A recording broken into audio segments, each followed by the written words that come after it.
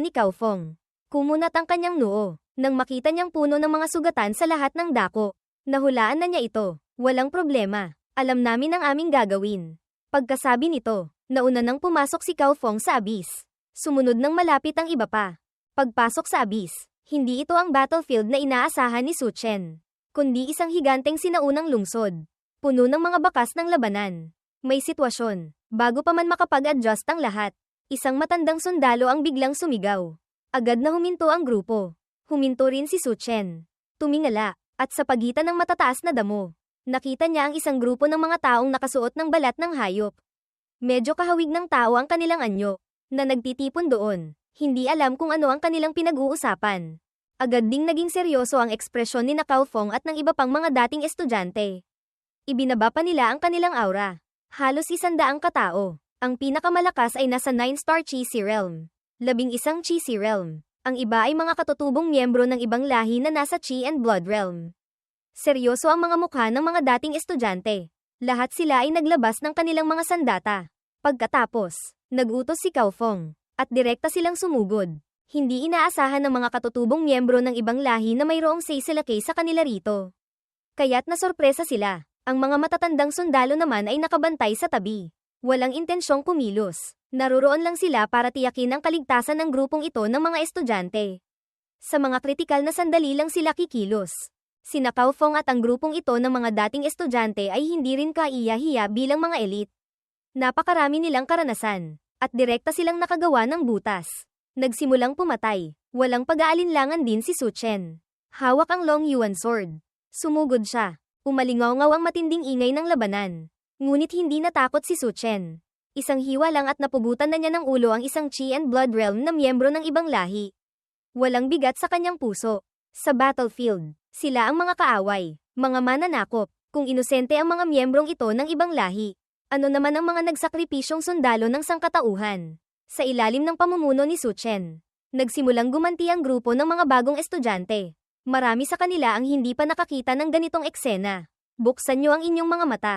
Ang mga miyembrong ito ng ibang lahi ay mga mananakop, mga kaaway. Kung magiging maawain kayo at hindi niyo sila kayang harapin ng direkta, papatayin nila kayo. Kung hindi niyo ito kayang tiisin, anong karapatan niyong angkinin ang napakaraming cultivation resources? Iyon, putang ina, ay pinaghirapan ng hindi mabilang na tao rito. Buhay ang ipinalit, bagamat medyo nahihirapan din si Su Chen sa kanyang puso. At may pakiramdam pang ang gustong samuka. Sa mata niya, ang mga ito ay pawang mga mananakop. Walang ni isa mang inosente. Bawat isa sa kanila ay may dugo ng mga sundalo ng sangkatauhan sa kanilang mga kamay. Medyo namumutla sina Wang Lin at Wu Tao. Ngunit mabilis silang naka-adjust. Nagsimula ng pumatay ng mga miyembro ng ibang lahi. Narinig ng matandang sundalo ang sinabi ni Su Chen. Isang bakas ng paghanga ang lumitaw sa kanyang mga mata. Tunay ngang karapat-dapat siyang maging chief student. Ang pagkakaroon ng ganitong klaseng tapang ay napakahirap ng makamit. Naaalala pa nila noong unang pasok nila sa abyss. Ang kanilang pagharap sa mga miyembro ng ibang lahi ay hindi gaanong naiiba sa grupong ito ng mga bagong estudyante. Mabilis na nakabawi ang mga miyembro ng ibang lahi. Nagsimulang lumaban. Naging maigting ang labanan. Pumasok sa isang mabangis na yugto. Sa sandaling ito, si Su Chen ay basang-basa na ng dugo. Tanging malamig na killing intent na lang ang natitira sa kanyang mga mata. Parang isang Diyos ng kamatayan na pumapatay, na nagpatakot sa mga miyembro ng ibang lahi at gusto nang umatras. Ngunit isang Chi Si Realm na miyembro ng ibang lahi ang pumuntirya na rin sa kanya. Direkta itong sumugod. Su Chen, mag-ingat ka. Nang makita ito ni Kaofeng, agad siyang sumigaw. Gustong sumugod para tumulong. Ngunit pinigilan siya ng isa pang Chi Si Realm na miyembro ng ibang lahi. Kumunat ng husto ang mga noo ni Wang Lin at Wu Tao. Akmang susugod na sana nang makita nila ang malamig na parang yelong mga mata ni Su Chen.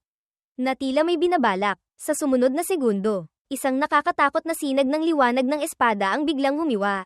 Dumaan ang liwanag ng espada. Huminto ang Chi Si Realm na miyembro ng ibang lahi na iyon. Ang ilang Chi and Blood Realm na miyembro ng ibang lahi sa tabi ay direktang sumabog ang kanilang mga katawan. Ang isang nakakatakot na hiwang ito ay ikinatakot maging ni Kaofeng. Ang Chi Si Realm na miyembro ng ibang lahi na iyon ay direktang nahati sa dalawa. Tumalsik ang sariwang dugo. Magaling na bata. Tuwang-tuwang sumigaw si Kaofeng. Ang iba pang mga dating estudyante ay natakot din sa isang hiwang ito ni Su Chen. Nakaramdam ng pagkabigla. Ang mga matatandang sundalo ay medyo nagulat din. Hindi nila inaasahan na ang bagong estudyanteng ito na mukhang mahina ay ganoon pala kalakas. Talagang nakakatakot. Mabilis na naubos ang grupong ito ng mga miyembro ng ibang lahi. Ang 9-star cheesy realm na miyembro ng ibang lahi na iyon ay pinugutan ng ulo ng matandang sundalo. Haha, ang sarap. Ang sarap talaga. Malakas na tumawa ang matandang sundalo. Direktang dinurog ang ulo ng miyembro ng ibang lahi. Bata, hindi ako nagkamali sa iyo. Hindi mo pinahiya ang inyong Luocheng Technical College. Humanga ang matandang sundalo sa kakayahan ni Su Chen. Napakarami na nilang dinalang mga bagong estudyante. Ito ang unang pagkakataon na nakatagpo sila ng ganito kalakas na bagong estudyante. Hinahabol at pinapatay ang mga miyembro ng ibang lahi. Ang mga bagong estudyante sa mga nakaraang batch. Kapag nakaharap ang ganitong eksena, kung hindi pa sila natakot na parang mga sisiw. Magaling na iyon. Cao Fong, ang batang ito ay mas malakas pa kaysa sa iyo noon. Mukhang ang posisyon mong pinuno ng student union ay kailangan mo nang ihanda para ipasa. Malakas na tumawa ang matandang sundalo. Inabutan si Su Chen ng isang tableta para sa pagbabalik ng chi at dugo. Walang bahid ng galit si Cao Fong. Sa halip ay natakot din siya sa kakayahan ni Su Chen. Isang hiwa at napatay ang isang cheesy realm na miyembro ng ibang lahi. Hindi ito simpleng bagay. Ang mas ikinagulat ni Cao Fong ay ang napakabilis na pagbabago ng mentalidad ni Su Chen. Hinahabol at pinapatay ang mga miyembro ng ibang lahi. At saka, naunawaan na niya ang sword aura. Siya, na nagsanay ng espada sa loob ng maraming taon. Mula pagkabata ay humahawak na ng espada. Ngunit bahagya pa lang niyang naabot ang threshold ng sword aura. Kumpara kay Su Chen, talagang napakahina niya. Ngumiti si Su Chen. Walang sinabi. Dahil sa sandaling ito, tumunog na ang boses ng system. Ding. Natuklasang napatay na ng host ang 42 miyembro ng ibang lahi. Mahusay na pagganap. Gantimpala, ang Xiaoyao sword art ay na-upgrade sa maliit na tagumpay, small accomplishment. Ang chi and blood value ay tumaas ng 70. Nang marinig ito, medyo nagulat si Su Chen. Sa kabuuan, mahigit 100 lang ang mga miyembro ng ibang lahi. Halos kalahati na ang napatay niya mag-isa. Ang pinakaikinatuwa niya ay ang Xiaoyao sword art ay na-upgrade sa antas ng maliit na tagumpay. Dapat malaman na iyon ay isang high-grade heaven rank martial skill. Napakahirap ay cultivate. Maging ang mga martial kings ay kailangang pag-aralan ito ng matagal. Ngunit naabot niya ang maliit na tagumpay sa maikling panahon lang. Sa pag-iisip nito, hindi niya napigil ang mapangiti. Ang pagpatay ay nagpapalakas. Ganoon pala iyon. Ngumiting sinabi ni Cao Fong. Tara na, magpatuloy tayo. Simula pa lang ito. Ang unang tagumpay ay nagpasaya sa kanilang lahat. Tumango si Su Chen. Hindi na makapaghintay. Hirap na siyang makababa. Paano man ay kailangan niyang pumatayin ng 100 miyembro ng ibang lahi para makuha ang upgrade sa kanyang sword Dao physique. Ang mga nasugatan ay nabendahan na. Nagpatuloy sila sa pag-abante. Mabilis silang nakatagpo ng isa pang grupo ng mga miyembro ng ibang lahi. Kumpara sa naunang grupo, mas kaunti ang bilang nila. Halos 30 lang lahat. Lahat ay nasa chi and blood realm cultivation. Mabilis silang naubos. May malamig na killing intent sa mga mata ni Su Chen. Pinunasan niya ang dugo sa Long Yuan sword. Kulang pa ng kaunti. Naisip niya sa sarili. Medyo nanghihinayang. Nagpahinga sandali si Cao Fong. Pagkatapos ay nagsalita. Sapat na siguro ito. Dapat na tayong bumalik. Nakapasok na sila ng malalim ng daan-daang milya. Kung magpapatuloy pa sila, talagang mapanganib na. Tumango rin ang iba pang mga dating estudyante. Nakahinga ng maluwag ang grupo ng mga bagong estudyante. Sa wakas, makakabalik na sila. Ang karanasang ito ay talagang yumanig sa kanilang mga pananaw. Pagbalik nila, baka ilang araw pa bago sila makabawi. Ang lugar na ito ay talagang hindi para sa mga tao. Ngunit nang maisip nila ang mga sundalong nagbabantay sa lugar na ito habang buhay. Lahat sila ay nanahimik, walang mapayapang panahon. Mayroon lang mga taong pumapasan nito para sa atin. At ang abis na ito ay nasa loob mismo ng Luocheng Technical College. Kung masira ng mga miyembro ng ibang lahi ang depensa, ang unang masisira ay ang Luocheng Technical College. Pagkasabi ni Cao Fong, nagligpit sila sandali, kinuha ang lahat ng sandata ng mga miyembrong ito ng ibang lahi. At hinalugog pa ang kanilang mga katawan. Medyo nagtaka si Su Chen. Hanggang sa makita niyang may nakuha si Cao Fong na isang spirit herb mula sa katawan ng isang miyembro ng ibang lahi. Saka lang niya naintindihan. Napilitang ngumiti si Cao Fong. Ang aming Luocheng Technical College, sa loob ng maraming taon, ay laging pinupuntirya ng school board. Ang cultivation resources na ipinamamahagi taon-taon ay pawang mga tira-tira lang ng ibang mga akademya. At kailangan pa naming maglaan ng malaking bahagi ng resources para sa mga dayuhang demonyong iyon. Kulang na kulang ang aming cultivation resources. Sa mga taong ito, si Matandang Feng lang ang sumusuporta sa amin. Kung isang araw, si Matandang Feng, hindi na nagpatuloy si Cao Feng. Napabuntong hininga na lang siya. Kinamumuhian lang niya ang sarili niyang kakulangan sa lakas. Nanahimik din ang iba pang mga dating estudyante. Alam nila ang lahat ng ito. Si Su Chen, bilang chief student ng mga bagong dating, ay may karapatang malaman ang mga bagay na ito. Nanahimik si Su Chen. Hindi niya inaasahan na may ganito pa palang mga kwento sa likod nito. Mukhang hindi talaga maganda ang sitwasyon ng Luocheng Technical College. Ang cultivation resources ng mga estudyante, karamihan ay kailangan nilang kunin mismo sa abyss. Ang ibang mga akademya, hindi pa siya nakarinig na kailangang ang mga estudyante mismo ang humanap ng kanilang cultivation resources. Napabuntong hininga rin ang matandang sundalo sa tabi. Sa mga taong ito, ang Luocheng Technical College ang tumutulong sa amin na bantayan ang abyss. Henerasyon-henerasyon ng mga guro ang nagsakripisyo. Kung hindi dahil doon, hindi sana magiging ganito kahirap ang Luocheng Technical College. Kung ibang akademya ito, matagal na sanang nawasak. Napabuntong hininga rin ang matandang sundalo sa tabi. Alam nila ito sa kanilang puso. Ngunit wala silang magawa. Maaari lang nilang alagaan ng husto ang mga estudyante kapag bumababa sila rito. May sitwasyon. Sakto namang isang boses ang pumutol sa mabigat na banwigi, atmosphere. Ang matandang sundalo sa unahan ay biglang ikinaway ang kanyang kamay. Senyales na huminto sila. Seryoso ang kanyang tingin. Pagkatapos, nagmamadali niya silang dinala para magtago sa kagubatan. Mabilis nilang nakita ang isang grupo ng mahigit 300 katao na nagtutulak ng mga karwaheng hila ng mga Lin Ma Shou, isang uri ng hayop, pasulong. Sa mga karwahe, mayroong mga spirit herbs, at iba't ibang uri ng mga ore at metal.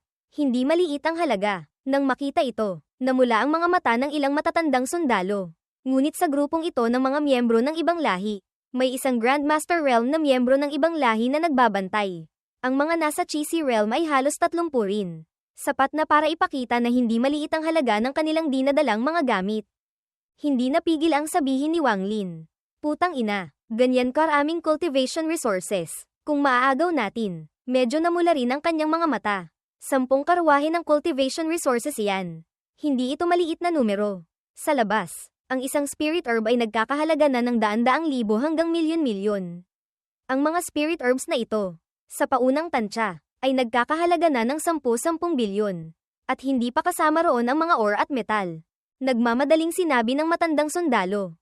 Huwag kayong padalos-dalos. Ang grupong ito ay hindi natin kayang kainin. Siyempre, naglalaway sila. Ngunit alam din nilang hindi nila ito kayang lunukin.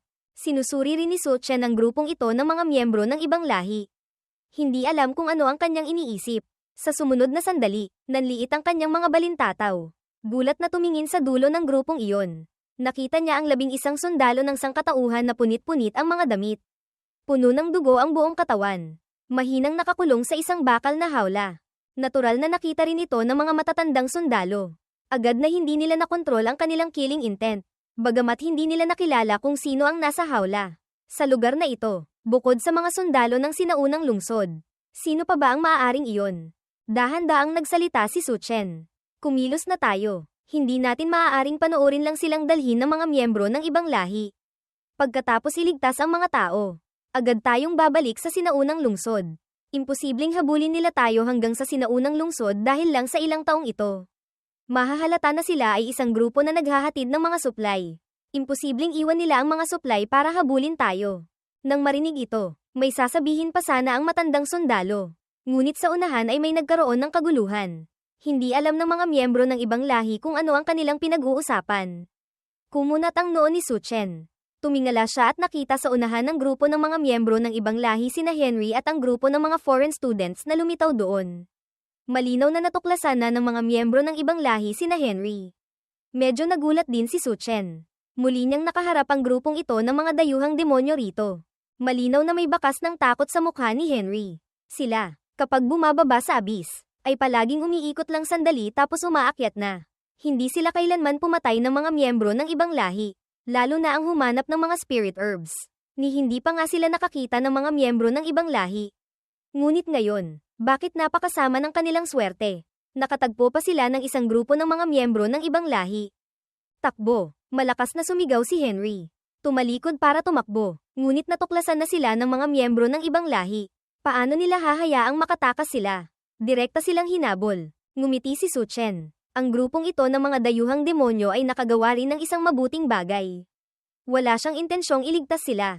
Sa halip, tumingin siya sa likuran. Ang atensyon ng mga miyembro ng ibang lahi ay ganap ng naaga. Kumilos na. Naintindihan din ni Cao Feng ang ibig sabihin ni Su Chen.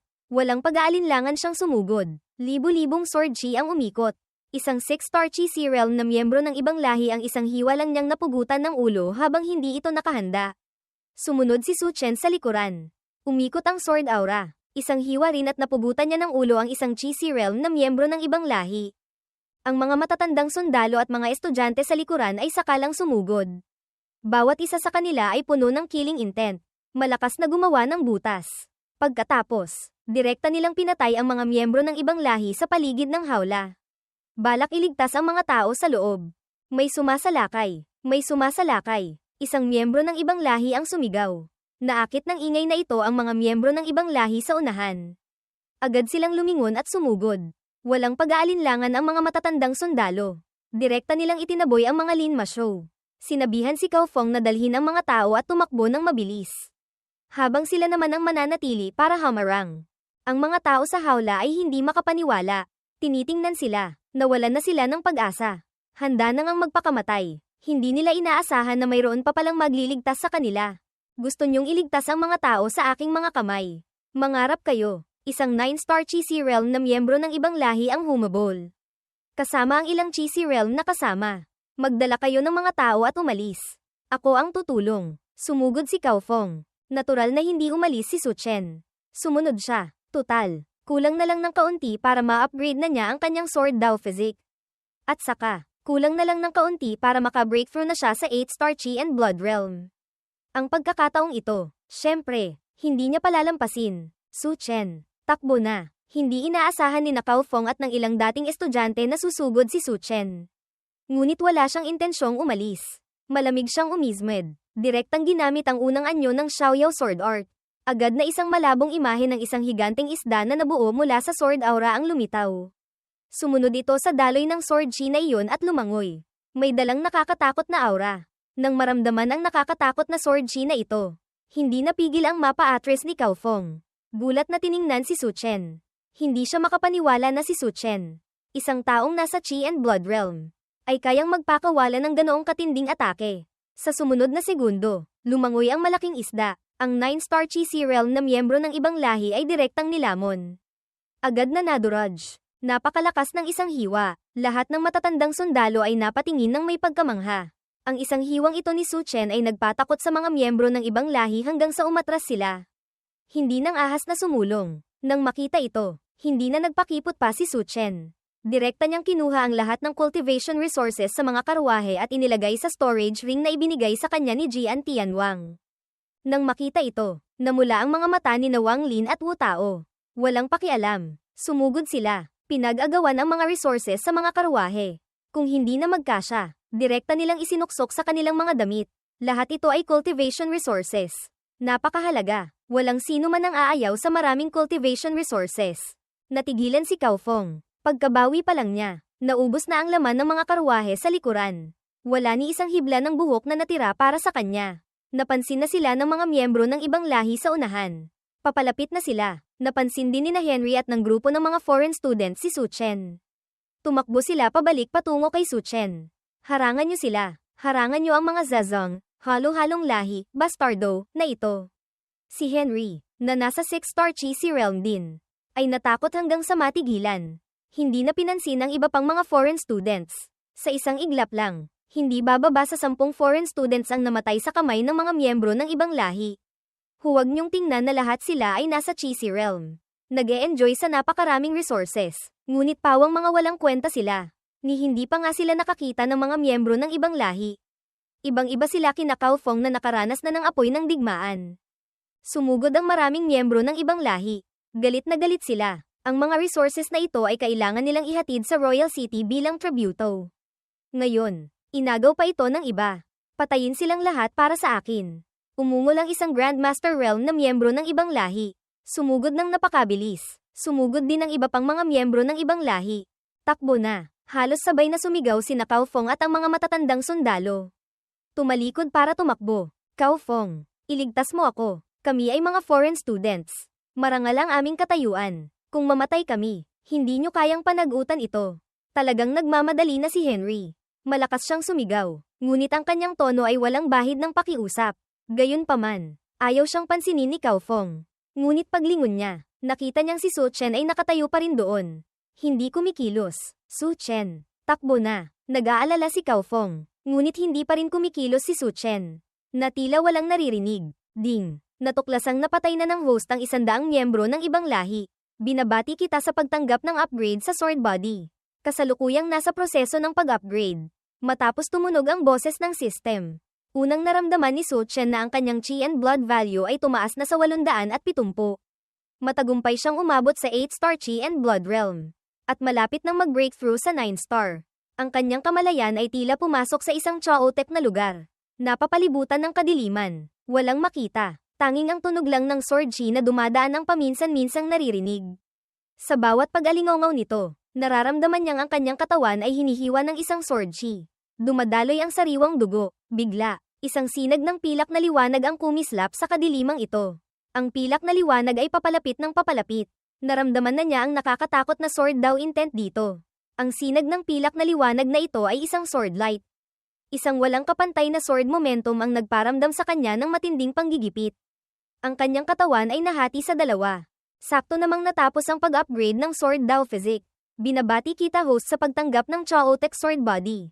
Ang pag-unawa sa sword Dao ay tumaas sa sword momentum. Dahil sa mahusay na pagganap ng host, bibigyan ng karagdagang gantimpala na heaven rank martial skill. Flame Demon Berserk. Automatikong natutunan hanggang sa entry level. Tumunog ang boses ng system. Sa wakas ay iminulat na ni Su Chen ang kanyang mga mata. Ang kanyang mga mata ay may dalang nakakagulat na sword momentum. Bigla niyang binunot ang kanyang espada. Isang marahas na unos ng sword chi ang bumuo ng isang aipo-aipo ng sword chi sa ibabaw ng kanyang ulo. Direkta siyang napatalsik ng sword chi na ito si Cao Fong. Pagkatapos, nakita niyang hawak ni Su Chen ang Long Yuan sword. Isang saksak ang ipinakawalan. Nang makita ang eksenang ito, natakot din si Cao Fong. Balak pa sana niyang dalhin si Su Chen para tumakas.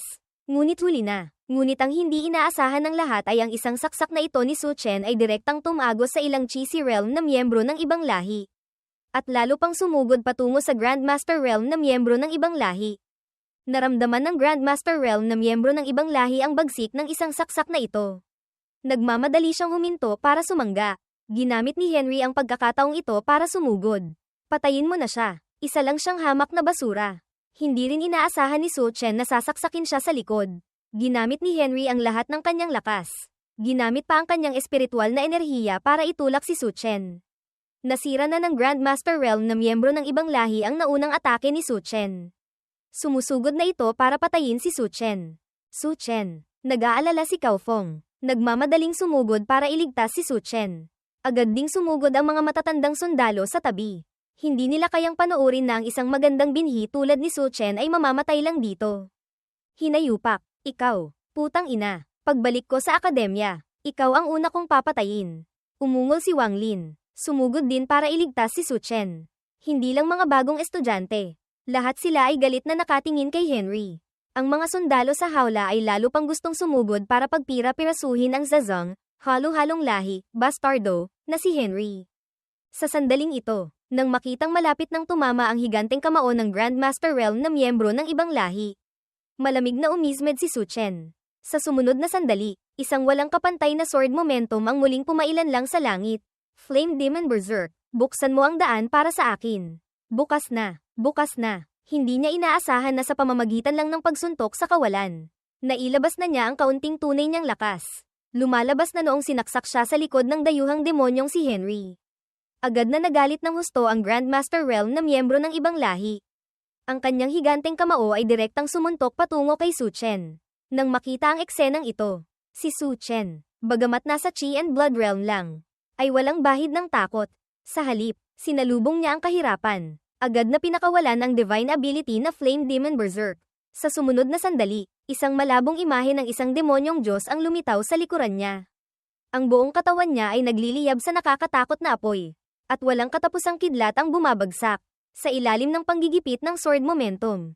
Ang Grandmaster realm na miyembrong ito ng ibang lahi ay binugbog hanggang sa wala ng kalaban-laban. Nang makita ito, gusto pang sumugod ng iba pang mga miyembro ng ibang lahi para tumulong. Ngunit hinaranggan sila ni Cao Fong at ng iba pa. Matapos gamitin ang Flame Demon Berserk, biglang tumaas ang aura ni Su Chen. Mayroon pang ang tendensyang lampasan ang Cheesy Realm. Gusto pang lumaban ng Grandmaster Realm na miyembro ng ibang lahi. Ngunit binugbog na siya hanggang sa magagaw buhay. Pagkatapos, isang hiwa lang ni Su Chen at napugutan na siya ng ulo. Nang makita ito, alam na ng mga miyembro ng ibang lahi na wala na silang pag-asa. Gusto nang tumakas, ngunit sa ilalim ng pamumuno ni Su Chen, tumaas ang fighting spirit ng lahat, at direkta silang hinabol. Si Su Chen din ay walang habas na pumatay, at muling naubos ang buong grupong ito ng mga miyembro ng ibang lahi. Matapos ayusin ang lahat, akmang magsasalita na sana si Su Chen. Nang sina Wang Lin at Wu Tao ay nagsimula ng mag-agawan ng mga spirit herbs at isinuksok sa kanilang mga damit. Sina Cao Fong at ang iba pa ay lalo pang hindi makatiis. Noong una, medyo nag-aalangan pa sila, ngunit mabilis silang naging tulad ni Wang Lin. Walang tigil sa pagsuksok sa kanilang mga damit. Nang makita ito, wala nang masabi si Su Chen. Siyempre, hindi rin siya nagpahuli. Mayroon siyang storage ring, kaya mabilis niyang nakuha ang lahat ng mga resources na ito. Bagamat nabawasan ng kaunti dahil kina Wang Lin. Sa 10 karwahe, hindi man lang nila nakuha ang laman ng 2 karwahe. Ang natira ay kinuha na lahat ni Su Chen. Tungkol dito, walang nang ahas na magsalita. Tutal, kung wala si Su Chen, imposible nilang makuha ang mga resources na ito. Lalo na ang makapatay ng ganyang karaming miyembro ng ibang lahi. Ang labanang ito, na nagpabaligtad ng sitwasyon, ay ganap na dahil kay Su Chen. Ang puntong ito, walang sino man ang maaaring hindi umamin. Ang mga matatandang sundalo naman ay hindi sumugod para mag-agawan ng resources. Sa halip ay nagmamadali silang lumapit sa bakal na hawla. Pinakawalan ang mga tao sa loob. Ang mailigtas sila, napakasaya na ng mga matatandang sundalo. Bakit pa sila makikipag-agawan ng resources sa mga estudyanteng tulad nyo? Walang sinabi si Su Chen. Kumuha lang siya ng ilang resources at ibinigay sa kanila. Huwag niyong tanggihan. Kung hindi dahil sa inyong pamumuno at proteksyon, hindi kami makakarating dito. At saka, lahat kayo ay kumilos. Ito ang nararapat ninyong matanggap. Dahil sinabi na ito ni Su Chen, hindi na sila nakatanggi pa. Tinanggap na nila ito. Ngumiti si Su Chen. Nahalughog na ni Wang Lin ang mga bangkay ng mga miyembro ng ibang lahi. Kinuha ang lahat ng spirit herbs at sandata. Ang mga sandata ng mga miyembrong ito ng ibang lahi ay pawang mga bihirang resources. Maaaring gamitin para gumawa ng mga sandata. Ang pagbebenta nito sa militar ay maaari pang makakuha ng napakagandang presyo. Yumaman na, yumaman na. Aha, ilang beses na akong bumaba rito. Pinagsama-sama na lahat, hindi pa rin papantay sa kinita ko sa biyaheng ito. Putang ina, pag-akyat ko, tiyak na ipagmamayabang ko ito para mainggit ang mga asong iyon. Ha, lahat ito ay dahil sa iyo. Putang ina, ikaw, isang bagong estudyante, bakit ka ganyan kalakas? Tuwang-tuwang sumigaw ang mga dating estudyante. Ang kakayahan ni Su Chen ay ganap nang nagpahanga sa kanila. Boss Su, umikot ang mga mata ni Wang Lin. Agad na sumigaw, hindi rin nagpahuli si Wu Tao. Agad na sumigaw din ang grupo ng mga bagong estudyante. Maging ang mga dating estudyante ay hindi napigil ang sumigaw din. Lahat sila ay sumisigaw mula sa kaibuturan ng kanilang mga puso. Si Dong Yun na nakatayo sa gitna ng damdinang ay medyo naiiba. Talagang ayaw niyang sumigaw, ngunit sa 2 naunang labanan, hindi lang isang beses siyang iniligtas ni Su Chen. Matapos mag-alinlangan sandali, namula pa rin ang kanyang mukha at mahinang sumigaw din. Medyo nahihiya si Su Chen. Kayo naman, nandito pa si Boss Cao. Ngunit sino pa ba ang mas nakakakilala kay Su Chen kaysa kina Wang Lin at Wu Tao? Ang batang ito, napakasama, sa bibig lang nagsasabi ng ganyan. Ngunit sa puso niya, baka gusto na niyang magbitiw si Cao Fong. Anong Boss Cao? Si Boss Su lang ang kinikilala ko. Tama iyan, si Boss Su lang ang kinikilala namin. Malakas na sumigaw ang grupo ng mga bagong estudyante. Ganap na hindi pinapansin ang grupong ito ng mga dating estudyante. Medyo nahihiya si Cao Fong. Pakiramdam niya ay dapat na nga siyang magbitiw. Sige na, huwag na nating pag-usapan ito. Kanina, inatake ako ng mga dayuhang demonyong iyon sa likod. Ang bagay na ito ay hindi maaaring palampasin ng ganito. Pagkasabi ni Su Chen, hindi lang mga bagong estudyante, maging sina Cao Fong at ang iba pang mga dating estudyante ay naging seryoso ulit ang mga mukha. Ang mga zazong, halo-halong lahi, bastardo, na iyon. Putang ina, kung hindi dahil kay Boss Su, baka pinatay na sila ng mga miyembro ng ibang lahi. Tapos nang ahas pa silang atakihin sa likod si Boss Su. Isang grupo ng mga lobong walang utang na loob. Kung mananatili pa sila sa akademya, hindi natin alam kung kailan nila tayo sasaksakin sa likod. Palaging isang panganib. Agad na nagalit ng husto ang ilang bagong estudyante. Gustong-gusto nilang patayin sila. Kanina, kung hindi dahil sa isang hiwang iyon ni Su Chen na hamarang sa Grandmaster Realm na miyembro ng ibang lahi. Makakatakas ba si Henry? Ang resulta, itong apo na ito, lumingon at itinulak si Su Chen. Malinaw na sinasadya niyang ipahamak si Su Chen. Ang bagay na ito ay kailangang i-report sa akademya. Ngunit huwag muna kayong kumilos. Tingnan muna natin kung ano ang sasabihin ng akademya. Kung hindi mabibigyan ng akademya ng makatarungan at patas na paliwanag, kami sa Student Union ang kikilos. Kahit kailangan pa nating makipagdigmaan ng buo sa Foreign Student Union. Kalmadong sinabi ni Cao Fong. Kung padalos-dalos silang susugod para hanapin si Henry, madali silang malalagay sa dehado. Anong kalokohan? Gusto kong makita kung ano ang magagawa ng mga dayuhang demonyong iyon sa ating teritoryo. Tama iyan. Hindi ko naman nakikitang mas magaling sila sa akin kahit kay Titing. Matatakot pa ba ako sa kanila? Galit na sinabi ni Wang Lin at Wu Tao. Mayabang at walang pakialam ang kanilang mga mukha. Tama iyan. Hindi ko matatalo si Boss Su. Ngunit ang pagpatay sa ilang dayuhang demonyo. Kaya ko pa. Ang hindi inaasahan ng lahat ay si Dong Yu pa ang lumapit at nagsabi ng ganoon. Natigilan sina Wang Lin at Wu Tao. Hindi rin napigilan ni Su Chen na sulyapan si Dong Yu. Nang maramdaman ang kanilang mga tingin, medyo nahiya si Dong Yu. Namula ang kanyang mukha, walang sinabi. Ayos si Little Dong. Marunong makiramdam. Ngumiting sinabi ni Wang Lin. Tinitigan ng malalim si Dong Yu. Akala niya ay isang matigas na buto ang taong ito. Hindi niya inaasahan na mas marunong pa pala itong manuyo kaysa sa kanila. Sina Cao Fong at ang mga dating estudyanteng ito ay hindi rin inaasahan. Noong nag-aagawan para sa posisyon ng chief student, napaka-inosente at may dignidad ni Dong Yu. Bakit ngayon ay naging ganito na rin siya? Sige na, ang bagay na ito ay tiyak na hindi maaaring palampasin ng ganito.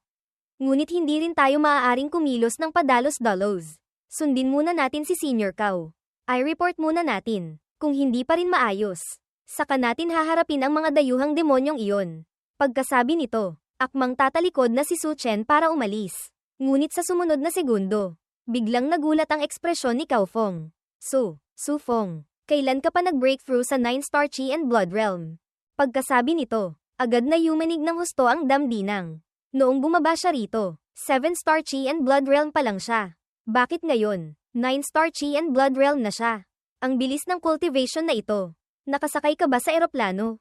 Ang mahalaga, ginamit mo ang Chi and Blood Realm para patayin ang isang Grandmaster Realm na miyembro ng ibang lahi. Iyon ay isang Grandmaster Realm. Sa akademya, maaari na siyang maging guro. Ngunit napatay mo pa siya. Ang tagumpay na ito, kung hindi nila personal na nasaksihan, hindi sila maniniwala. Bigla nilang naramdaman na sa loob ng maraming taon. Tila nasayang lang ang kanilang pag-cultivate. Isang bagong estudyante, isang nakababatang kapatid, ay mas malakas pa kaysa sa kanila. Kung ganoon, ang pagbibitiw ni Cao Fong para ibigay kay Su Chen ang posisyon.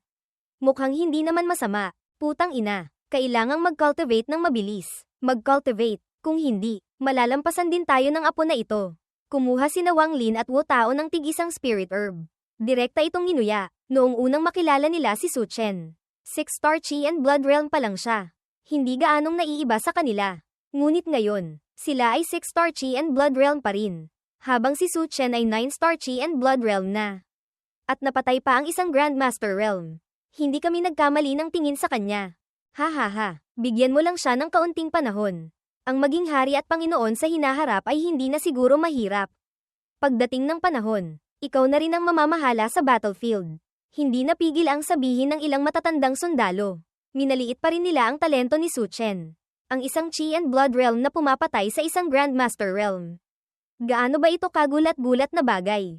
Sa buong Huaxia, hindi pa nangyari ang ganyang bagay. Talagang masasabing sinira niya ang record. Sige na, tara na. Ang pagsasanay na ito ay maituturing ng matagumpay na natapos. Pagkasabi nito, isang grupo ng mga tao ang naglakad patungo sa sinaunang lungsod. Mabilis na nakabalik sina Su Chen sa paanan ng sinaunang lungsod. Ngunit ang kanilang porma sayon ay ikinatakot ng mga sundalong nagbabantay sa lungsod. Isang sundalong nagbabantay sa lungsod ang hindi napigil ang sabihin. Ito ay isang Lin Ma Show. Saan niyo ito nakuha? Nakilala nila ang Lin Ma Show na dala ni na Su Chen. Ang bagay na ito ay nasa kamay lang ng mga miyembro ng ibang lahi. Sobrang nainggit sila. Mayabang na ngumiti ang isang matandang sundalo. Siyempre, inagaw namin sa mga miyembro ng ibang lahi. Bilisan nyo. Buksan nyo ang tarangkahan para makapasok kami. Binuksan ang tarangkahan ng lungsod. Isang grupo ni Su Chen ang pumasok sa sinaunang lungsod. Dito na sila maituturing na ligtas. Saka lang medyo gaman ang pakiramdam ng matandang sundalo. Akmang dadalhin na niya si Su Chen para magpahinga nang makita niya ang isang lalaking nakasuot ng berdeng damit na nakatayo sa unahan. Ang kanyang mga mata ay nakatuon sa kanila. Ginoong Mu, nang makita ng matandang sundalo ang lalaking nakasuot ng berdeng damit, agad na nawala ang ngiti sa kanyang mukha. Seryoso siyang yumukod. Ito ang tagapagtanggol ng sinaunang lungsod. Isang Martial King level expert. Isang malaking tao sa militar. Masasabing sa loob ng abis na ito. Siya ang pinakamalaki. Lumapit si Mu Changfeng kay Su Chen. Bago pa makayukod si Su Chen, nagtanong na siya. Hindi na kailangan ng formalidad. Ang mga Linma show na ito. Kayo ba lahat ang nakaagaw? Tumango si Su Chen. Muling tiningnan siya ni Mu Changfeng. Na tila may sinusuri. 9-star Chi and Blood Realm. May napakalakas na sword intent sa kanyang katawan. Anong pangalan mo? Magalang na sumagot si Su Chen. Su Chen, bagong estudyante ng Luocheng Technical College. Ang nasa harap niya ay ang tagapagtanggol na nagbabantay sa abis. May malaking kontribusyon sa sangkatauhan. Tinapak ni Mu Changfeng ang balikat ni Su Chen. Tumingin kay Cao Fong. Hindi napigil ang tuksuhin. Cao Fong, mukhang kailangan mo nang magbitiw. Haha. Agad na namula ng kaunti ang mukha ni Cao Fong. Sa puso niya, talagang pinag-iisipan na niyang ibigay kay Su Chen ang posisyon ng pinuno ng student union. Ngunit nang sabihin ito ng ganito, medyo nahihiya pa rin siya. Ang mga Linma show na ito, maaari niyo bang ibenta sa amin? Ang bagay na ito, sa loob lang ng abis magkakaroon ng pinakamalaking silbi. Ang pagdadala niyo nito pabalik sa akademya ay wala ring gaanong silbi. Matagal na niyang pinagnanasaan ang bagay na ito. Nag-isip na siya ng iba't ibang paraan ngunit hindi niya ito makuha. Ngayon, nakuha pa ito ng ilang estudyante. Walang magawang tiningnan ni Cao Fong si Mu Changfeng. Iyan, kailangan mong tanungin si Su Chen. Ang bagay na ito, kung hindi dahil kay Su Chen, hindi namin ito makukuha. Ang bagay na ito, talagang dahil kay Su Chen kaya nila nakuha. Lumapit ang matandang sundalo. Puno ng pasasalamat ang kanyang mukha. Tama iyan, kung hindi dahil sa pagpatay mo sa Grandmaster Realm na miyembro ng ibang lahi. Kung makakabalik ba kami ng ligtas ay dalawang magkaibang bagay na. At saka, nailigtas mo pa ang mga kapatid na dinakip ng mga miyembro ng ibang lahi. Sa pagkakataong ito, talagang maraming salamat sa iyo. Pagkasabi nito, yumanig ang ekspresyon ni Mu Changfeng. Hindi makapaniwalang tiningnan si Su Chen. Nararamdaman niyang napakalakas ng talento ni Su Chen. Ngunit hindi niya inaasahan na ganoon pala siya kalakas. Isang Chi and Blood Realm na pumapatay sa isang Grandmaster Realm na miyembro ng ibang lahi. Kung kakalat ang bagay na ito, sino ang maniniwala? Halimaw. Putang ina. Tiyak na isa kang halimaw. Makalipas ang ilang sandali, saka lang nakapagsalita si Mu Changfeng. Sobrang nabigla ang kanyang ekspresyon. Pagkatapos, tuwang-tuwa siyang tumingin kay Su Chen. Mayroon ka na bang guro? Gusto mo bang maging disipulo ko? Pagkasabi nito, nagulat ang lahat sa paligid. Isang Martial King ang kusang gustong kunin siyang disipulo. Sa hinaharap, ang kanyang katayuan ay lalo pang magiging hindi ordinaryo. Tanging si Dong Yu lang ang walang gaanong pagbabago sa ekspresyon. Siya ay isang nominal na disipulo ng Jian Tianwang. Kung tutuusin, mas malakas pa iyon kaysa sa pagiging disipulo ni Su Chen ng isang Martial King. Ngumiti si Su Chen at nagsabi, "Pasensya na po, wala po akong intensyong ganyan." Nang marinig ito, natigilan si Mu Changfeng. Siya ay isang Martial King. Ngunit tinanggihan siya. Tila nahal ata ang iniisip ni Mu Changfeng. Umiling si Su Chen. Sa totoo lang po, dati, gusto akong kunin ni Jian Tianwang bilang disipulo. Ngunit tinanggihan ko rin po siya. Pagkasabi nito, maging si Mu Changfeng ay natigilan. Puno ng hindi paniniwala ang kanyang mga mata.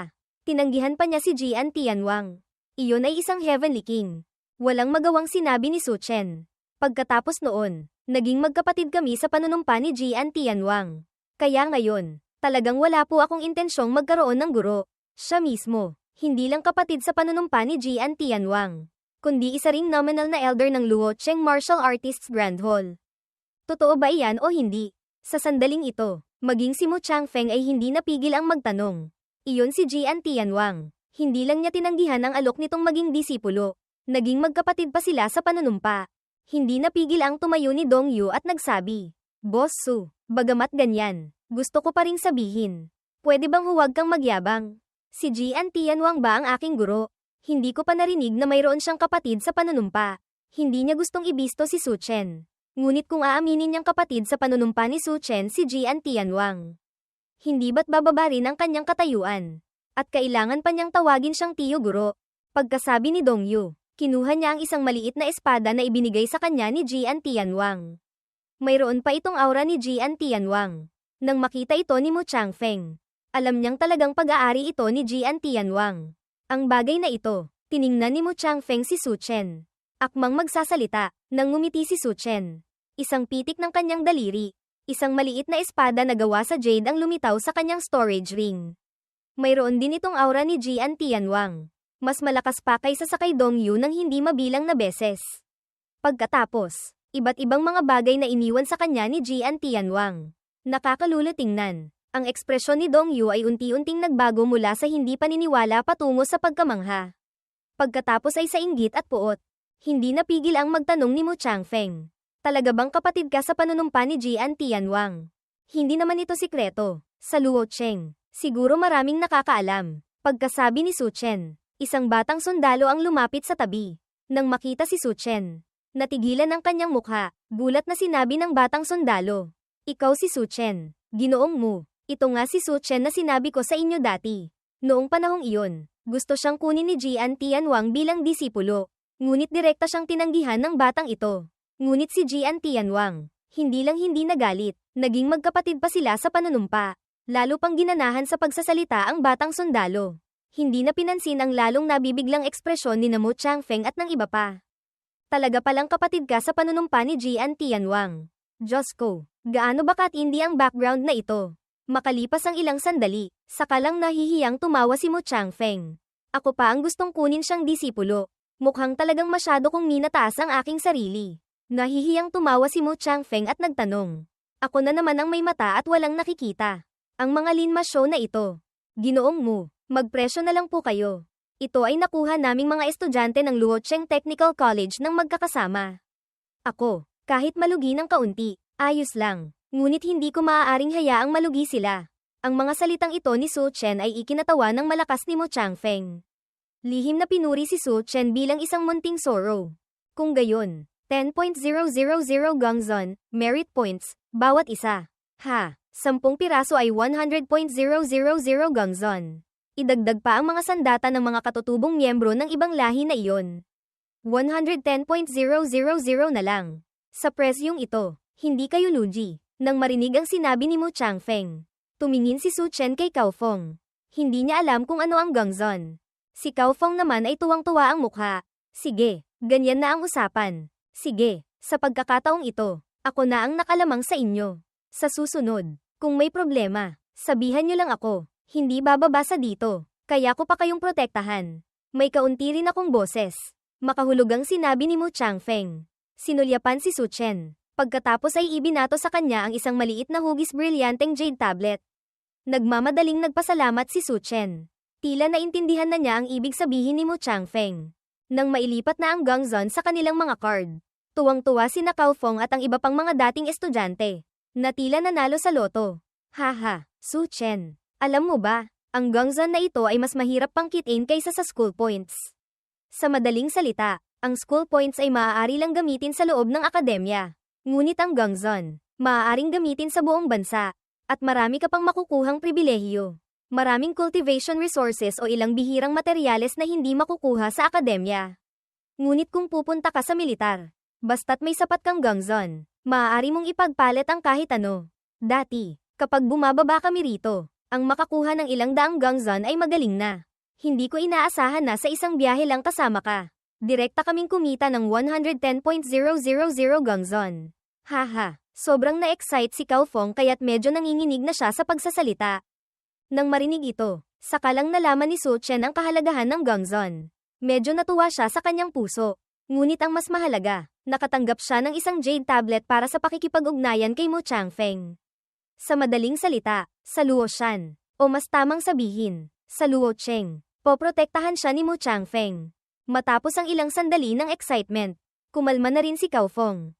Ibinigay ang card kay Su Chen. Ang gongzon na ito, Ikaw ang dapat mamahaji. Kunin mo na, Su Chen. Ang bagay na ito, kung hindi dahil sa iyo, hindi namin ito makukuha. Siyempre, ikaw ang dapat mamahaji. Kinuha ni Su Chen ang card. Nag-isip sandali, sa pagkakataong ito, ako ang pangunahing puwersa. Kung kukunin ko ang kalahati, siguro walang problema, di ba? Sa ganitong paraan ng pamamahagi ni Su Chen. Walang nagsalita, kahit kunin pa niya lahat. Sa totoo lang, hindi sila magrereklamo, dahil kung wala si Su Chen, imposible nilang makuha ang mga bagay na ito. Ang natira, si Boss Cow ang kukuha ng 10.000. Ang iba pang mga dating estudyante, 300 bawat isa, sina Wang Lin, Wu Tao, Dong Yu, kayong tatlo, 2,000 bawat isa. Ang iba pang mga bagong estudyante, 1,250 bawat isa. Simpleng kinalkula ni Su Chen at ipinamahagi. Inilipat lahat ng gongzon sa kanilang mga card. Putang ina, hahaha, yumaman na ako. Talagang yumaman na ako. Wala nang maraming salita pa. Su Chen, mula ngayon, ikaw na lang ang kikilalanin kong boss. Kung may problema, tawagin mo lang ako. Tiyak na ako ang unang susugod. Ang hindi inaasahan ng lahat ay lumapit din si Cao Fong at nagsabi ng isang nakakagulat na bagay. Kuya Chen, mula ngayon, sana alagaan mo ako ng husto.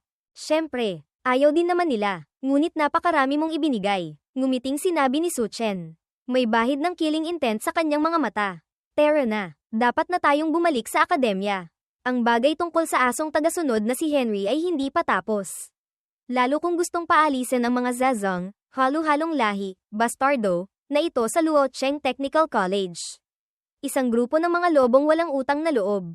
Inaangkin ang napakaraming resources, tapos may pusong lobo pa. Nang marinig ito, nagbago ang ekspresyon ng lahat. Puno ng galit ang kanilang mga mukha. Direkta silang bumalik sa lupa. Pagdating sa akademya, isang grupo ng mga tao ang galit na naghahanap sa Dean. Naghahanda munang i-report sa Dean para malaman kung ano ang sasabihin nito. Pagkatapos ay sa kanila haharapin ang mga apo na ito. Nag-abiso na rin si Cao Fong sa Student Union. Anumang oras ay handa ng makipagdigmaan sa Foreign Student Union.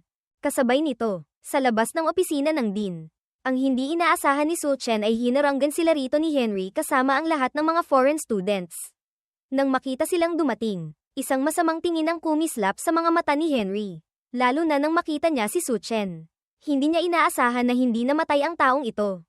Isang Grandmaster Realm na miyembro ng ibang lahi ang hindi siya napatay. Talagang isang basura. Ngunit nakalimutan na niya noong siya ang hinahabol ng walang kwentang Grandmaster Realm na miyembro ng ibang lahi na ito. Tumayo si Henry. Malamig na ngumisi. Cao Fong, dumating na kayo. Hindi ba't dapat nyo kaming bigyan ng paliwanag? Mali ang sinabi mo. Natigilan sina Cao Fong at ang iba pa. Anong ibig mong sabihin? Wala pa kaming sinasabi. Kayong mga asong demonyo ang kusang gumagawa ng gulo. Tapos hihingi pa kayo sa amin ng paliwanag. Sino ba kayo? Malamig na umismed si Henry. Ngunit may malinaw na galit sa kanyang mukha. Anong ibig mong sabihin? Sa loob ng abis, nakita mong nasa panganib kami. Bakit hindi mo kami iniligtas? Kaming mga foreign students, marangal ang aming katayuan at posisyon. Dumadaloy sa amin ang marangal na dugo. Habang kayong mga hamak, dumadaloy sa inyo ang maruming dugo. Ipinanganak na kayong mababa, nang makita niyong nasa panganib kami. Hindi kayo sumugod para tumulong. Hindi ba't dapat nyo kaming bigyan ng paliwanag? Isang nakakagulat na bagay ang sinabi ni Henry. Natigilan ang lahat, hindi makarik, ang taong ito. Talagang wala na siyang kahihiyan. Direktang nagalit si Cao Fong. Putang ina mo, sino ka ba? Anong tulay ka ba? At dumadaloy pa ang marangal na dugo. Ang baboy na inaalagaan ko sa bahay. Mas malinis pa ang dugo kaysa sa iyo. Sa harap namin, nagkukunwari ka pang marangal. Nakakatawa, balikan mo ang ilang henerasyon. Tingnan mo kung sinong pamilya sa mundong ito ang hindi mga opisyal at maharlika. Tanging kayong mga may dugong alipin mula pa sa kapanganakan ang laging nagpapanggap na may marangal na dugo. Bakit sa bansa nyo? Minamaliit kayo ng mga tao. Pagdating dito, nagkukunwari pa kayo. Hindi na makatiis pa si Cao Fong. Handa na siyang makipagdigmaan. Natural na walang pakundangan kay Henry. Si Henry naman ay direkta nang natigilan sa galit.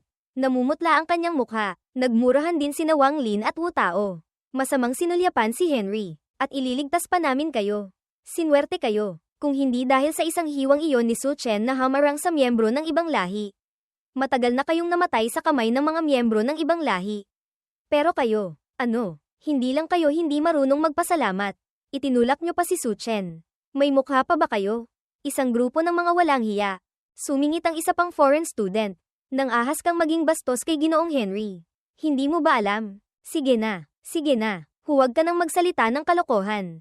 Tatay mo ba siya? Ngunit kailangang aminin na napakaangas nyo rin. Nang ahas kayong magtayo ng bansa sa base militar ng iba. Talagang may kaunting kakayahan kayo. At saka, noong taong iyon, ang inyong nakatatandang kapatid ay nagbigay sa inyo ng 2 maliliit na regalo. Wala man lang kayong nasalo ni isa. Napakasakit magsalita ni Wu Tao. Direkta niyang pinagalitan ang 2 foreign students na akmang magsasalita pa sana. Ang kanilang mga mukha ay nagbabago mula berde hanggang puti. Halos masukan na sila ng dugo sa galit. Galit na galit si Henry. Sinabi ng may matinding puot. Ang kanyang kilos ay tila susugod na para makipag-away sa susunod na sandali. Hinayupak, Cao Fong. Ito ba ang inyong ugali? Ngayon, humingi kayo agad ng tawad sa amin. Kasabay nito, lumuhod kayo. Maaari kong patawarin ang inyong kabastusan. Ang mga salita ni Henry ay ikinawalang imik maging ni Su Chen. Saan ba kumukuha ng lakas ng loob ang taong ito? Hindi pa kayo gumagawa ng gulo. Ikaw naman ang nagsisimulang magpasikat. Hinayupak, ang ingay-ingay. Mayroon ba kayong itsura ng estudyante? Akmang magpapatuloy pa sana sa pagsasalita si Cao Fong nang bumukas ang pinto ng opisina. Isang matandang babae ang dahan-daang pumasok. Ang bagay na ito, talagang kayo ang may kasalanan. Humingi kayo ng tawad kay Henry. Lumabas ang matandang babae. Kasunod ang lalaking nakasalamin. Humingi na kayo ng tawad. Ano pang hinihintay nyo? Sinulyapan lang ng lalaking nakasalamin si Cao Fong. May bahid ng pangmamaliit, o kahit pagkasuklem, sa kanyang mga mata. Natigilan si Cao Fong. Ang takbo ng pangyayaring ito. Hindi nila naiintindihan. Tapos direkta silang pinapahingi ng tawad. Hindi makapaniwala si Cao Fong na ang mga salitang ito ay mula sa bibig ng isang guro ng Huaxia. Hindi tinanong kung ano ang tama o mali. Tapos kinakampihan pa ang mga foreign students. Kaya pala ganyan kayabang ang mga foreign students sa Huaxia. Hindi pala walang dahilan. Mismong sarili nila ang minamaliit nila. Aasahan pa ba nilang rerespetuhin sila ng iba? Nang makitang maganda ang sitwasyon, isang mapagmataas na tingin ang lumitaw sa mga mata ni Henry. May pangmamaliit na sinulyapan sina Cao Fong at Su Chen. Mainitan ang ulo ni Wang Lin. Hindi na makatiis pa. Direkta siyang sumugod at nagmura. Putang ina mo. Sino ka? Anong tinatahol mo sa Luocheng Technical College? Pagkatapos, ikinwento niya ang buong pangyayari. Natigilan ang matandang babae at ang lalaking nakasalamin nang marinig ito. Bakit hindi ito katulad ng sinabi ni Henry? Nagmamadaling tumayo si Henry at nagsabi, huwag kayong maniwala sa kanila. Sila talaga ang nakakita ng kamatayan at hindi nagligtas. Pagkatapos, tiningnan niya si Su Chen nang may matinding puot. Kailangan nilang lumuhad at humingi ng tawad.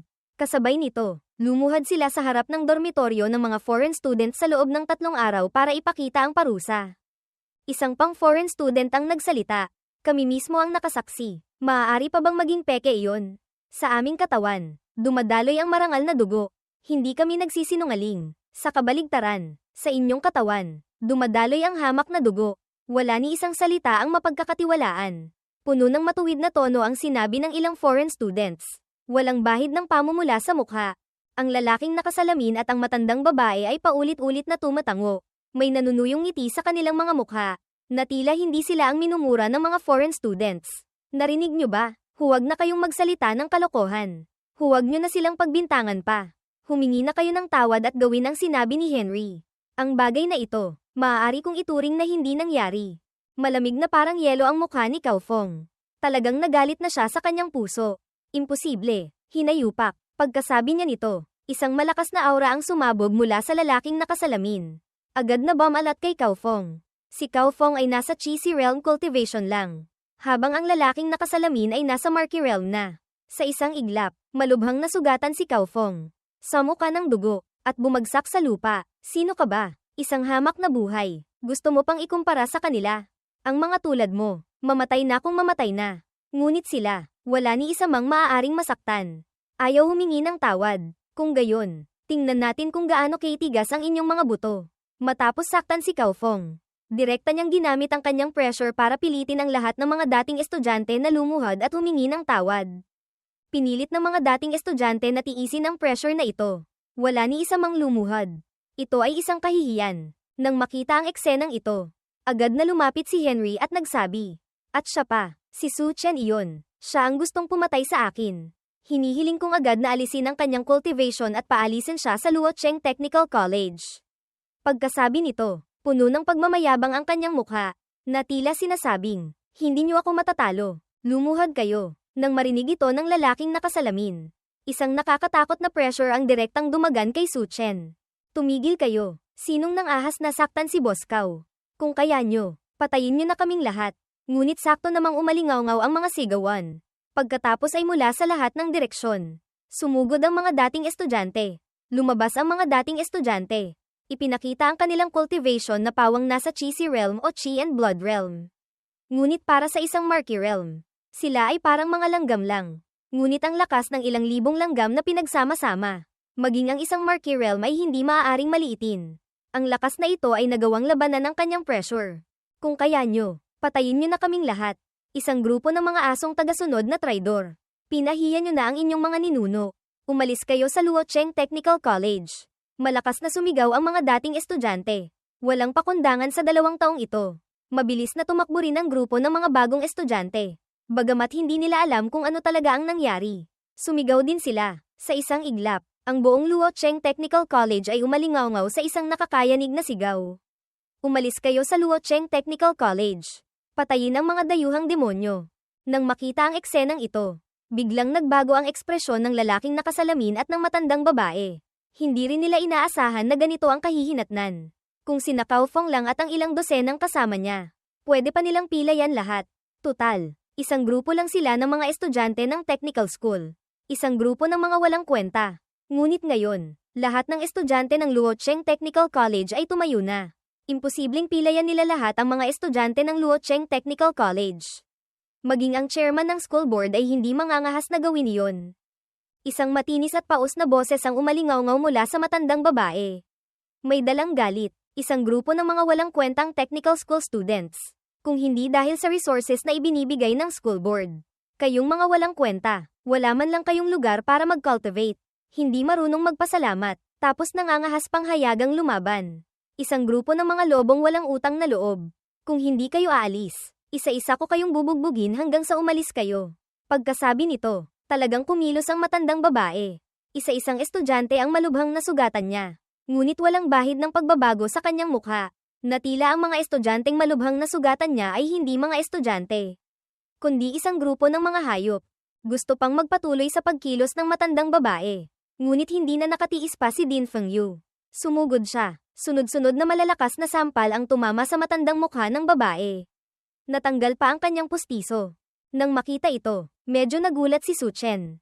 Ang din pala namin, ganyan kay tigas. Naisip niya ulit ang mataas na antas ng labanan. Hindi nila matatalo ang mga iyon. Ngunit ang mga dayuhang demonyong iyon, kaya nilang ayusin. Putang ina, mga kapatid, ang mga dayuhang demonyong ito, inaangkin ang ating cultivation resources. Tapos gusto pa tayong ipahamak. Lalo pang nadismaya ang Din. Patayin natin sila. Si Su Chen ang unang sumugod. Binunot ang kanyang espada, at malakas na humiwa patungo kay Henry. Natigilan si Henry nang makita ito. Lahat ng kanilang mga foreign students ay mahigit 100 lang. Habang ang ibang mga estudyante ay umaabot sa ilang libo. Sa bilang pa lang, sapat na para durugin sila. Sa isang iglap, isang magulong labanan ang sumiklab. Wala ni isang guro ang lumabas para pumihil. Sapat na, Feng Yu. Hanggang kailan ka pa ba manggugulo? Sakto namang isang mababang boses ang umalingaw-ngaw. Isang matandang lalaking nakasuot ng tangsot ang nakatayo sa tarangkahan ng paaralan. Malamig ang mukha habang tinitingnan si Feng Yu. Galit na nagtanong si Feng Yu. Ang kanyang Martial King aura ay sumabog. Haha, ang aking Luocheng Technical College. Ilang taon nang pinupuntirya. Ngayon, mayroon pang pumunta rito para apihin ang aking mga estudyante. Humihingi lang naman ako ng katarungan. Tapos naging panggugulo na ba yun? Sa likuran niya ay isang grupo ng mga Marquee Realm na guro. Pagkatapos ay mga Grandmaster Realm na guro. Lahat sila ay handang-handa na. Anumang oras ay handang kumilos. Hindi rin inaasahan ng matandang lalaking nakatangsot na ganoon kay tigas si Feng Yu. Hindi siya masaya sa kanyang puso. Ngunit ngayon ay hindi oras para makipag-away sa Luocheng Technical College. Kung magkakagulo ang Luocheng Technical College, at hindi na nila pamahalaan ang abis dito. Kailangan na naman nilang magpadala ng mga tao para tumulong sa militar na bantayan ang abis. Iyon ay hindi maaari. Walang gustong pumunta para bantayan ang abis. Anumang oras ay maaaring mamatay. Sa pag-iisip nito, malamig na umismed ang matandang lalaking nakatangsut. Paano ang Luocheng Technical College sa mga taong ito? Alam na alam ko sa aking puso. Ang school board ay namamahala sa mahigit 500 akademya. Ang pamamahagi ng resources, natural na maaaring magkaroon ng hindi pagkakapantay-pantay. Ngunit hindi ito absoluto. Ang ginagawa mo ngayon, hindi ba't gusto mong kalabanin ang school board? Kalabanin? Ano naman ngayon? Iyon pa rin ang sinasabi ko. Pinakamasama na, dadalhin ko ang Luocheng Technical College para umalis sa school board. Walang bahid ng pag-aatubili si Feng Yu. Gustong-gusto na niyang patayin ang matandang babaeng ito ng mas mabilis. Sakto namang sa ibaba, muling umalingaw-ngaw ang isang serye ng mga kaawa-awang sigaw. Sa sandaling ito, namumutla ang mukha ni Henry. Talagang naramdaman niya ang nakamamatay na panganib. Ang kanyang kaliwang braso ay isang hiwa na ni Su Chen. Kung hindi siya mabilis na umiwas, baka isang hiwa na lang ni Su Chen at napugutan na siya ng ulo. Ako ay isang foreign student mula sa marangal na imperyo ng araw na hindi lumulubog. Nang ahas kang pumatayin ako, ang aking bansa at ang iyong bansa ay parehong hindi ka palalampasin. Maaari lang magbanta ng ganito si Henry. Nararamdaman niyang talagang nangangahas siyang patayin siya ni Su Chen. Putang ina mo, sina Wang Lin at Wu Tao. Wala silang pakialam sa mga bagay na ito. Ang kanilang mga sandata ay basang-basa na ng dugo. Nakapatay na sila ng ilang foreign students. Sumusugod sila diretso kay Henry. Si Henry ay malubhang nasugatan na ni Su Chen. Hindi na niya kayang lumaban pa. Nang makitang malapit na siyang mapugutan ng ulo ng isang hiwa ni Wang Lin, hinaranggan siya ng matandang lalaking nakatangsut. Hinayupak, sinaktan mo ang mga tao sa akademya. Sinong nagbigay sa iyo ng lakas ng loob? Umalis ka sa putang inang daan ko. Matandang walang kamatayan. Pagkaangat ko sa pagiging hari, ikaw ang una kong papatayin. Sina Wang Lin at Wu Tao ay tila pumatay na hanggang sa mamula ang kanilang mga mata. Nang harangan sila ng matandang lalaking nakatangsut. Nang ahas pa silang bumunot ng espada at humiwa. Walang bahid ng takot. Masama ang mukha ng matandang lalaking nakatangsut. Medyo wala ring masabi si Feng Yu. Ang dalawang batang ito ay nasa Chi and Blood Realm pa lang. Ngunit nangangahas silang bumunot ng espada at humiwa sa isang Martial King. Umatras kayo. Huwag kayong magkasakit. Sinira ni Feng Yu ang pressure ng matandang lalaking nakatangsut. Itinulak sina Wang Lin at Wu Tao pabalik. Ngunit sa sumunod na segundo, ang dalawang ito, na tila pumatay na hanggang sa mamula ang kanilang mga mata. Walang pakialam sa anuman. Akmang susugod ulit. Nang makita ito, tila may naintindihan si Dong Yu. Sumugod din siya. Dumilim ang mukha ni Feng Yu. Kailan pa naging walang bisa ang kanyang mga salita? Dumilim din ang mukha ni Su Chen. Umatras. Ang tatlong batang ito, talagang hindi sila natatakot kahit kaunti. Ano? Isang Chi and Blood Realm ang gustong pumatayin ng isang Martial King.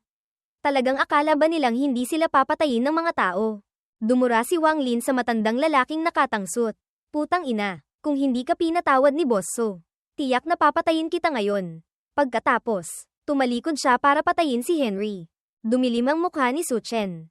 Hindi niya alam kung ano ang sasabihin. Lalo pang dumilim ang mukha ni Feng Yu. Ilang araw pa lang, mas walang bisa na ang kanyang mga salita kaysa sa mga salita ni Su Chen. Itinulak ni Feng Yu ang tatlo kina Wang Lin pabalik. Bumaba kayo. Kung hahayaan niyang patayin nila si Henry ngayon, talagang hindi na niya sila mapoprotektahan pa. Agad na nagalit si Wu Tao at sumigaw ng malakas. Matandang Feng, anong ginagawa mo? Nakikipagsabuatan ka na rin ba sa mga kaaway? Direktang nagsabi ng isang nakakagulat na bagay si Dong Yu. Putang ina, ang din. Nakikipagsabuatan sa mga kaaway. Patay na ang Luocheng Technical College. Si Boss Su ang dapat tumayo. Pagkasabi nito, dumilim ang mukha ni Feng Yu. Halos hindi na niya mapigil ang sumugod para bugbugin ang tatlong mabahong batang ito. Nagulat din ang iba pang mga guro. Ang tatlong tinik na ito. Talagang, dumilim ang mukha ni Su Chen. Umatras. Huwag mo akong piliting sampailan ka. Sina Wang Lin at Wu Tao. Kung gumagawa ng kalokohan, ayos lang. Kailan pa nasira si Dong Yu ng dalawang ito? Pagkatapos, sakalang umatras ang tatlo kina Wang Lin. Bago umalis, hindi nila nakalimutang sip-in ng malakas si Henry. Ang iba pang mga foreign students ay natakot na parang mga sisiw. Hindi nang ahas na magsalita, bawat isa sa kanila ay nakahandusay sa lupa. Hindi gaanong nasaktan. Galit na sinabi ng matandang lalaking nakatangsot kay Su Chen. Ito ba ang mga estudyante ng inyong Luocheng Technical College? Pinapayagan ang mga estudyante na saktan ang mga foreign students. Tapos gumawa pa ng krimen. Tingnan natin kung paano mo ito ipapaliwanag sa mga nakatataas. Huwag kang magsalita ng kalokohan. Aling mata mo ang nakakita na pinayagan ko ang mga estudyante na saktan ang mga foreign students? Ang mga foreign students ang gustong ipahamak at patayin ako. Humihingi lang naman ako ng katarungan. May mali ba roon? Lumabas si Su Chen. Ang bagay na ito, may mga matatandang sundalo sa sinaunang lungsod ng Abyss na personal na nakasaksi. Ano ang ginawa ng mga dayuhang demonyong iyon doon? Isang tanong lang at malalaman agad. Siyempre, kung ikaw ay katulad din ng dalawang walang hiyang traidor na iyon, naniniwala sa isang panig lang ng kwento ng mga dayuhang demonyong ito.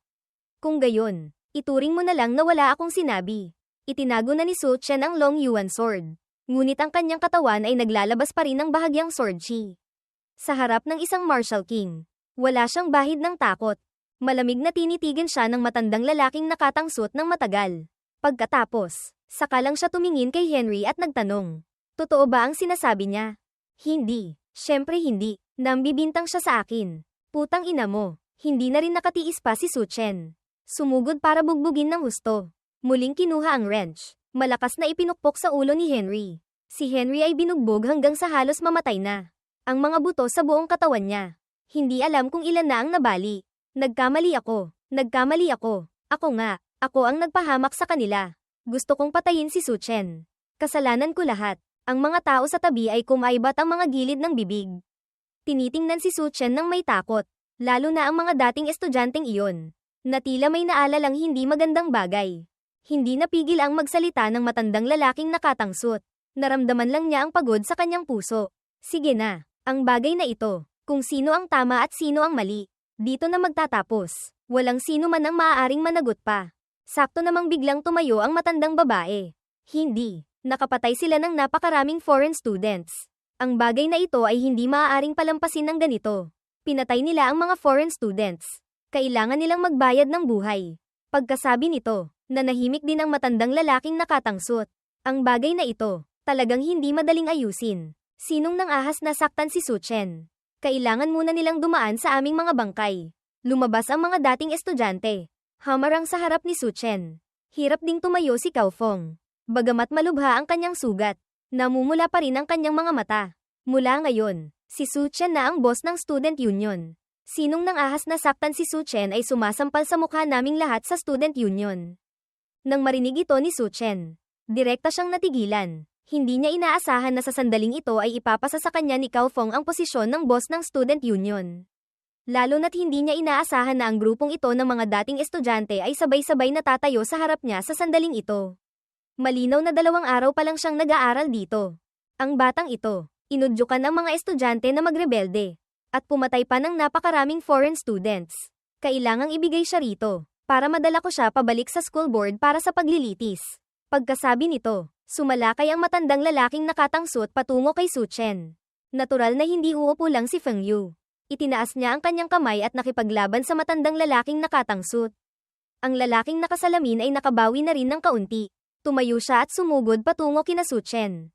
Ganap na walang intensyong maging malumanay. Ngunit hinaranggan siya ng mga guro ng Luocheng Technical College. Ngunit ang matandang babae ay palihim na kumilos. Hindi alam kung kailan siya nakapunta sa likuran. Bigla siyang sumalakay kay Su Chen. Nang maramdaman ang panganib, gusto sanang umiwas ni Su Chen. Ngunit huli na. Ngunit sa kritikal na sandali, isang matandang figure ang hamarang sa harap niya. Sinalo ni Meng Chen ang isang galaw para sa kanya. Ngunit nataman siya hanggang sa samuka ng dugo at bumagsak sa lupa. Putang ina, bugbugin niyo siya. Bumagsak sa lupa si Meng Chen. Umungol. Isang pang Marquis Realm na guro ang nakabawi. Agad na sumugod. Nang makita ang eksenang ito, muling natigilan si Su Chen. Hindi niya inaasahan na si Meng Chen, isang gurong kakakilala pa lang niya, ay handang tumayo para protektahan siya. Saluhin ang ataking ito para sa kanya. Pagkatapos, nagalit si Su Chen sa kanyang puso. Lumingon siya at tiningnan ang matandang babae na nakikipaglaban pa rin sa unahan. Isang marahas na aura ang biglang lumabas mula sa kanya. Flame Demon Berserk, sa isang iglap. Umalo ng demonyong chi hanggang langit. Isang malabong imahe ng isang demonyong Diyos ang namuo. Nagliliyab na apoy na may kasamang kidlatang bumalat sa kanya. Mamatay ka para sa akin. Isang nakakayanig na sword momentum ang agad ding pinakawalan. Isang maningning na sword aura ang namuo. Direkta itong sumugod patungo sa matandang babae. Ito ay sword momentum. Naunawaan mo na ang sword momentum. Nang makita ang eksenang ito, kahit guro man o din, Matapos maramdaman ang marahas na sword momentum na ito, biglang nagbago ang kanilang mga ekspresyon. Maging ang matandang lalaking nakatangsot ay biglang nagbago ang ekspresyon. Si Su Chen ay isa palang bagong estudyante. Kaka-enroll pa lang. 18 taong gulang pa lang. Ngunit naunawaan na niya ang sword momentum. Hindi nila maintindihan. Ngunit alam din nilang hindi maaaring mamatay si Su Chen ngayon. Ang ganitong klaseng henyo ay talagang hindi maaaring magkaroon ng anumang problema. Ngunit talagang hindi rin siya maaaring lumitaw sa Luocheng Technical College. Sa sandaling ito, sumugod ang maningning na liwanag ng espada. Gusto pang umiwas ng matandang babae. Ngunit mahigpit siyang pinipigilan ng mga Marquee Realm ng Luocheng Technical College. Walang magawa, maaari lang siyang sumangga ng likas. Ngunit nagkaroon siya ng isang butas. Matalas na nahuli ni Su Chen ang butas na ito. Isang hiwa ng espada. Ang liwanag ng espada ay may dalang mga bulaklak ng dugo. Isang braso ang direktang lumipad. Nahulog sa lupa. Agad na umalingaw-ngaw ang kaawa-awang sigaw ng matandang babae. Ngunit ang matandang Marquee Realm ng Luocheng Technical College ay napakalupit din. Ginamit niya ang pagkakataong ito para direktang alisin ang kanyang cultivation. Pinatalsik siya papalayo, gamulong sa lupa. Ngunit hindi pa doon natapos ang lahat. Nakita lang si Su Chen na walang ekspresyong lumakad pasulong. Hawak ang Long Yuan sword. Ang kanyang mga mata ay puno na lang ng nakakatakot na killing intent.